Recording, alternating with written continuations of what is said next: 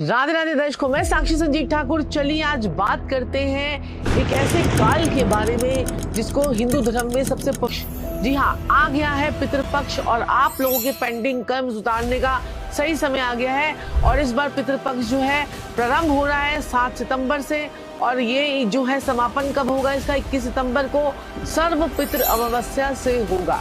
ये समय सिर्फ श्राद्ध का, पिंडदान का, तर्पण का नहीं है, बल्कि ऐतिहासिक ग्रंथों में रोचक कथाओं से भी ये जुड़ा हुआ है।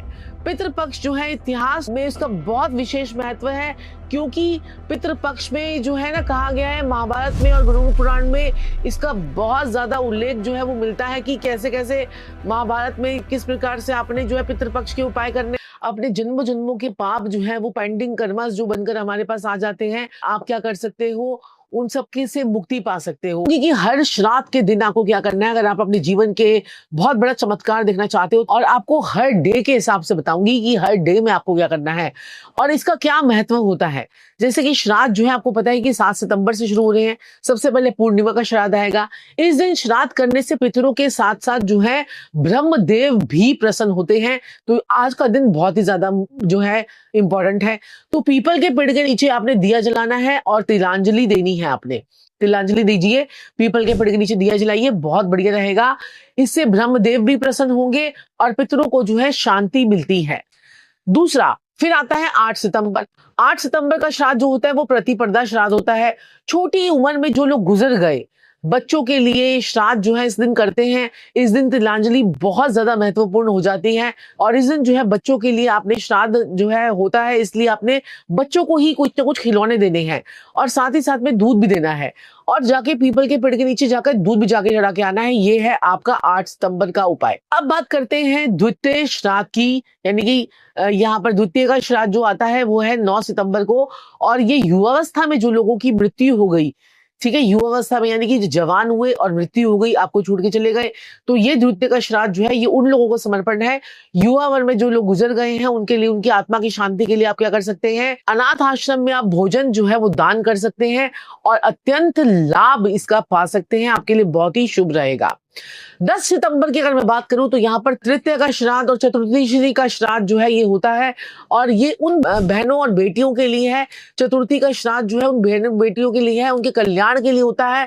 तो इस दिन आपने क्या करना है, बहन बेटियों को सुख समृद्धि मिले, इसके लिए आपने लड़कियों को चुनरी देनी है। मीठा जो है, जो भी आपका बनता है वो आप दीजिए, मीठा देकर आशीर्वाद लीजिए और साथ ही साथ में घर के मंदिर में देसी घी का दिया आज के दिन जरूर जलाइए। इससे उनके जीवन में शांति आती है और आगे भी आपकी जो बेटियां हैं उनको भी जीवन में जो है तरक्की मिलती है। 11 सितंबर की जो कि है पंचमी और महाभरणी का श्राद्ध। जी हाँ, ये श्राद्ध जो है स्त्री पूर्वजों के लिए रखा गया है। जो स्त्रियां हैं पूर्वज हो गए हैं आपके, ये महाभरणी को जो है यहाँ पर बोला गया है। इसका महत्व बहुत ज्यादा है और ये जो उपाय है पितरों को तृप्त करने के लिए, दाल चावल का भोजन अगर आप कौओं को खिलाएंगे, कौओं को एक डिस्पोजेबल ले लीजिए, दाल एक तरफ चावल डालकर आप जाके दे के आते हैं और मंदिर में भी पंडित जी को भोजन करवाते हैं, तो उससे भी ये चीजें बहुत बढ़िया रहती हैं। इस दिन जो है हवन करते हैं तो काले तिल की आहुति देना बहुत ज्यादा अच्छा रहता है। तो इस दिन आपको बहुत आपकी लाइफ में सफलता और लाइफ में तरक्की मिलती है। अब बात कर लेते हैं 12 सितंबर को, यानी कि जो है षष्ठी का श्राद्ध जो है, ये दिन का श्राद्ध जो है उन लोगों के लिए है जो है असमय जिनकी मृत्यु हो गई, यानी कि उनका टाइम से बिफोर मृत्यु हो गई, तो ये श्राद्ध उन लोगों को समर्पण है। और यह है अब असमय जो इनकी मृत्यु हो गई है, तो पाप के भोगी आप लोग भी ना बनो और आपके ऊपर भी इसका कोई कर्ज ना आए। तो आपने क्या करना है कि इस दिन काली चींटियों को खाना डालना है और कुत्ते को रोटी को जो है जरूर देनी है। ये आपके लिए बहुत बहुत इंपॉर्टेंट है, ये करके देखिएगा, इससे आपको बहुत लाभ मिलेगा। अब बात कर लेते 13 सितंबर यानी सप्तमी का श्राद्ध के बारे में। सप्तमी का श्राद्ध जो है सप्त ऋषि को समर्पित है। जी हाँ, इस दिन श्राद्ध करने से कुल दोष मिट जाता है। जो लोग कुल का दोष मिटाना चाहते हैं वो ये दिन श्राद्ध करें और सप्त ऋषि को समर्पण है ये श्राद्ध। और इस दिन जो है गरुड़ पुराण का पाठ अगर आपने दीपक जला लिए तो मैं कहती हूँ कि आपके वारे न्यारे हो जाएंगे। नवरात्रों से भी शुभ दिन होते हैं ये दिन, ठीक है जी। अब आते हैं 14 सितंबर को यानी अष्टमी का श्राद्ध। इस दिन जो श्राद्ध करने से आपके जो है पुत्र सुख प्राप्ति होती है। जिनको पुत्र नहीं होते, अबॉर्ट हो जाते हैं, उनको पुत्र सुख प्राप्ति होती है, पुत्र सुख वंश की वृद्धि होती है। इसके लिए श्राद्ध जो है होता है। तो आपने गाय को गुड़ और रोटी खिलानी है। अगर संभव हो तो इस दिन व्रत भी रख लीजिएगा, तो आपके लिए बहुत अच्छा रहेगा। आपका कुल की वृद्धि होगी, आपके आने वाले बच्चे, आने वाली पीढ़ियां भी आपके इस दोष से मुक्त हो जाएंगी। 15 सितंबर यानी नवमी का श्राद्ध, यानी विशेष रूप से जो है ये मन और जो है आपके स्ट्रेस को जो है ये आपको दूर करता है, आपके मन को शांत करता है। तो माँ और स्त्री पूजनीय होते हैं इस दिन। इस श्राद्ध में माँ और स्त्री थी वो इस दिन पूजनीय होती है। इस दिन जो है सुहागन स्त्रियों को अगर आप सिंदूर देंगे, चुन्नी देंगे, श्रृंगार का सामान देंगे, दान करेंगे तो बहुत ही बढ़िया रहेगा। चलिए बात कर लेते हैं 16 सितंबर यानी दशमी का श्राद्ध। इस दिन जो है श्राद्ध करने से धन समृद्धि में वृद्धि होती है। अगर आपके पास में पैसों के लेकर कोई भी प्रॉब्लम आ रही है, पैसों को लेकर दिक्कत परेशानी आ रही है, तो आपको इस दिन श्राद्ध जो है जरूर करना चाहिए। इसमें विधि के लिए आपको क्या करना चाहिए कि तिल और गुड़ और काले चने जो है आप किसी को दान कर दीजिए।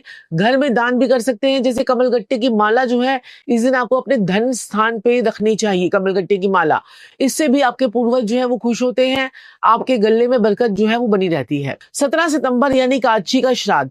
इस दिन श्राद्ध और व्रत दोनों का बड़ा ही महा फल आप लोगों को मिलता है। और एकादशी का श्राद्ध जो है इस दिन उपाय क्या करना है, आपने व्रत भी कर सकते हैं और तुलसी के पास जाकर एक दिया जलाएंगे तो बस फिर आपके वारे न्यारे हो जाएंगे।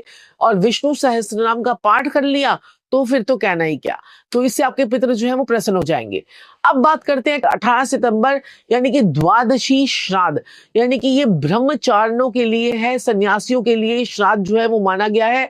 जो लोग आपके घर से कोई सन्यासी बन गया, कोई ब्रह्मचारी बन गया, जिसने क्या कहते हैं कि वैसे जैन मुनि में ज्यादा ये होता है, श्राद्ध का माना जाता है।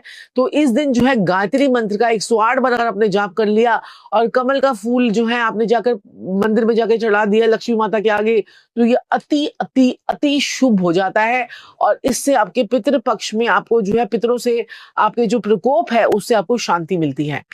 चलिए बात कर लेते हैं 19 सितंबर की यानी कि त्रयोदशी के श्राद्ध की, जिसको हम मघा श्राद्ध भी कहते हैं। और ये जो है क्रोध नाशक भी होता है और पुण्य वृद्धि इससे होती है।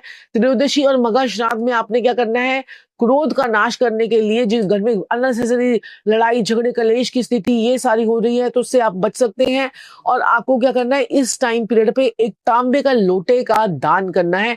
किसी को भी दान कर दीजिए, चाहे मंदिर में दान कर दीजिए, किसी गरीब व्यक्ति को दान कर दीजिए, आपके जीवन में तरक्की होकर रहेगी। चलिए बात कर लेते हैं 20 सितंबर यानी चतुर्दशी का श्राद्ध, यानी कि अकाल मृत्यु किसी को, ये बहुत इंपॉर्टेंट श्राद्ध है ये, इसको मत भूलेगा। किसी की अकाल मृत्यु हुई है घर में, परिवार के अंदर, किसी कुटुंब के अंदर आपकी हुई है या दुर्घटना हुई है, तो असमय जो किसी की मृत्यु हो गई है समय से पहले, तो ऐसे लोगों के लिए श्राद्ध जो होता है ये बड़ा जरूरी होता है।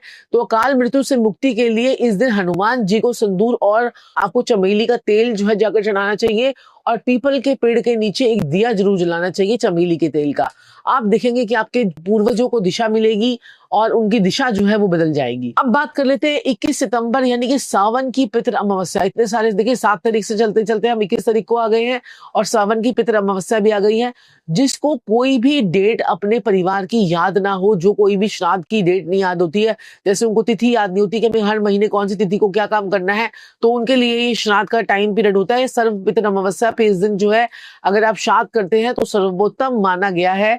और ये सबसे विशेष इसलिए है कि इस दिन जो है सर्व पितृ के लिए आप तर्पण जरूर करें।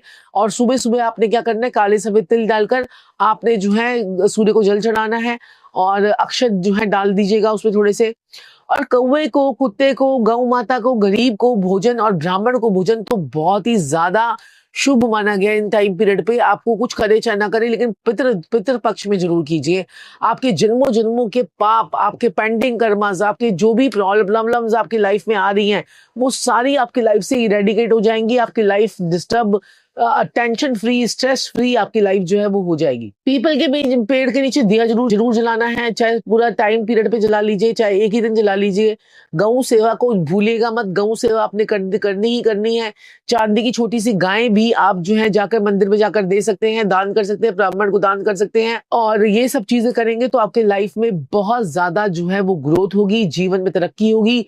लाइफ में कलेश जो है, घर के अंदर छोटी छोटी बातों पर कलेश हो जाता है, एक आपस में एक दूसरे के साथ में हमारे विचार ही नहीं मिलते हैं और हमारे लाइफ में जो है डिस्टर्बेंस ही डिस्टर्बेंस रहती है, तो उसका कारण जो है आपकी कुंडली का पितृ दोष भी हो सकता है। तो अगर ये सारी चीजें अगर आपके जीवन में प्रॉब्लम है, यानी फाइनेंस की प्रॉब्लम है, हेल्थ की प्रॉब्लम है, मनी की प्रॉब्लम है, रिलेशनशिप की प्रॉब्लम है, या फिर आपके जो है ना ओवरऑल प्रॉब्लम्स आपको बहुत सारी चल रही हैं, तो ये सारी चीजों के लिए आप ये काम करिए और गरुड़ पुराण का पाठ जो है जरूर पढ़िए। और साथ ही साथ में अपने माता पिता के, अगर आपने इस टाइम पीरियड पे श्राद्ध पक्ष में, चाहे आप छूते हो चाहे नहीं छूते हो, अगर छूते हैं तो बहुत बढ़िया है, अगर नहीं छूते हैं तो ये 7 सितंबर से जो श्राद्ध शुरू हो रहे हैं 21 सितंबर तक, अगर आपने 7 से लेकर 21 तक अपने माता पिता के पैर छू लिए, तो मैं कहती हूँ जन्मों जन्मों के आपके दोष जो है वो दूर हो जाएंगे और लाइफ में जो है दिक्कत परेशानी आपकी खत्म हो जाएगी। तो दोस्तों, पितृपक्ष को अक्सर लोग जो है बस एक ऐसे ही रिचुअल जो है समझ लेते हैं, छोटी मोटी बात समझ लेते हैं, लेकिन असली बात तो ये है कि ये एक डीएनए कनेक्शन है हमारी रूट्स के साथ में जुड़ने का। जब हम पिंड दान करते हैं तो सिर्फ हम जो है वो सिर्फ एक जल में ही नहीं जाता है, बल्कि आपकी कार्मिक एनर्जी भी आपकी रिलीज होती है। और सच बताऊं, अगर आप पितृपक्ष में श्राद्ध नहीं करते तो जो पेंडिंग कर्मा है वो आपके ऊपर इंटरेस्ट के साथ में आ जाता है, जैसे क्रेडिट कार्ड कि जहां से हम आए हैं उनके साथ हमें जो है हमारी रूट्स को जुड़ कर रहना है, उनको याद रखना ही हमारी सबसे बड़ी जिम्मेदारी है। जहां से हम आए हैं सबको एक दिन वहीं जाना है। तो और इस दुनिया से जो है आपने क्या लिया है, क्या दिया है, ये सब बातों कर्म आप करते जा रहे हैं, वो कर्मों को करते रहिए। इससे आपके जीवन में तरक्की, समृद्धि और शांति जो है आपकी लाइफ में आनी शुरू हो जाएगी। वीडियो पसंद आई तो चैनल को लाइक और शेयर जरूर कीजिएगा और ऐसे ही हमारे साथ में